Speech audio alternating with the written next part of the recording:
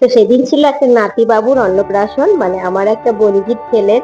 তো সেই জন্য দুপুরবেলায় একদম কাঠখোট্টা রোদের মধ্যে রুবুকে নিয়ে বাপি আর আমি বেরিয়ে পড়েছিলাম। বাপি বাড়ি এসেছিল আমাকে নিতে, আর মা অটোর মধ্যেই ছিল। রুপুর পাপার যাওয়া হয়নি, ব্যস্ত ছিল একটু। তো দেখো, এত সুন্দর ভিউ দেখতে দেখতে আর কাশফুল দেখতে দেখতে পুজোর একটা ভাইব নিতে নিতে আমরা পৌঁছে গিয়েছিলাম সেই নাতি বাবুর একদম অন্নপ্রাশন সেরিমনিতে। এই হচ্ছে সেই নাতি বাবু, আর এত সুন্দর করে গেটটা সাজিয়েছিল। আর এই যে আমার বোনজি, এটা একটা দিদি এবং ওটাও একটা বোনজি। তো অনেকদিন পর তাদের সবার সাথে একটু করে দেখা হচ্ছিল। তো এরপর প্রথমে খেয়ে নিয়েছিলাম মিষ্টি।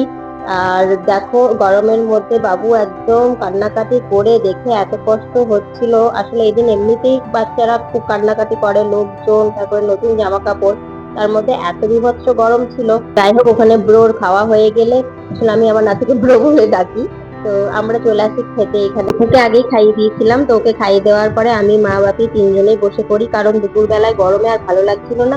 তাই দেখলাম তাই একটু খাওয়া দাওয়া করে তারপরে বসবো, দিয়ে বাড়ি চলে যাব। তো খুব লাইটের মধ্যে, খাওয়ারও খুব ভালো ছিল।